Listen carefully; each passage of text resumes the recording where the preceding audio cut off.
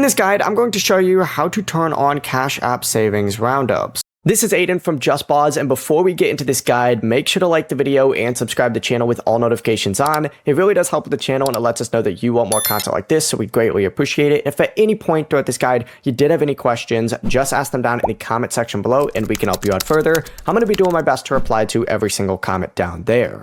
Now, first things first, you need to open up Cash App and you need to tap the money tab in the bottom of the screen. Go ahead and go over to your savings section and you need to find this roundups tab. Let's say $4.25, for example, right? Cash App's going to move 75 cents from your cash balance into savings, essentially meaning that you spent $5, but you're actually saving 75 cents.